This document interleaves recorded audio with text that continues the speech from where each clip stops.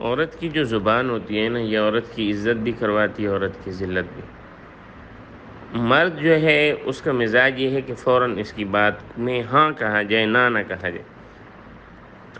بعد میں اس میں کچھ مرد پس و پیش کر لیتے ہیں۔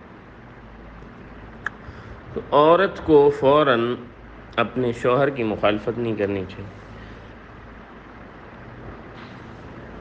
اس کے علاوہ شوہر کی قدر کرنا، جو وہ دے اس پر اس کا شکریہ ادا کرنا اور راضی رہنا، اس کے بجائے کہ یہ کہنا کہ فلانا یہ کرتا ہے، فلانا یہ کرتا ہے، فلانا یہ کرتا ہے۔ کیونکہ اللہ کا ایک قانون ہے، لَإِن شَكَرْتُمْ لَأَزِيدَنَّكُمْ، اگر شکر گزاری ہوگی تو معاملات اچھے ہوں گے، وَلَئِن كَفَرْتُمْ إِنَّ عَذَابِي لَشَدِيدٌ، اور اگر ناقدری ہوگی تو معاملات خراب ہوں گے۔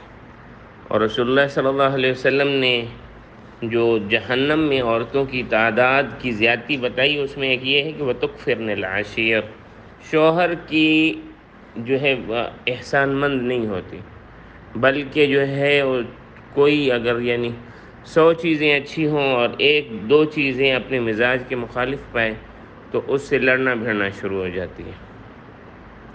تو عورتوں کو اس چیز سے احتیاط کرنا چاہیے۔ جب احتیاط کریں گے اور شوہر کے مزاج کا خیال رکھیں گے تو شوہر احسانات کو بڑھاتا جائے گا۔ شوہر کا مزاج اور اللہ عز و جل کا مزاج کافی ملتا ہے۔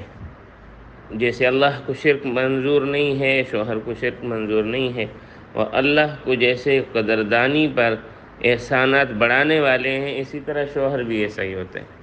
اس کے علاوہ مسواک کا استعمال، شوہر آئے اس کے لیے ہلکی بھینی خوشبو کا استعمال، میٹھی خوشبو، اور اس کے کھانے پینے پر بسم اللہ الرحمن الرحیم کثرت سے پڑھا کریں، دم کیا کریں، نظروں کی حفاظت کیا کریں، اور ہر نماز کے بعد دعا کیا کریں کہ یا اللہ ہماری محبت کو بڑھا دیں۔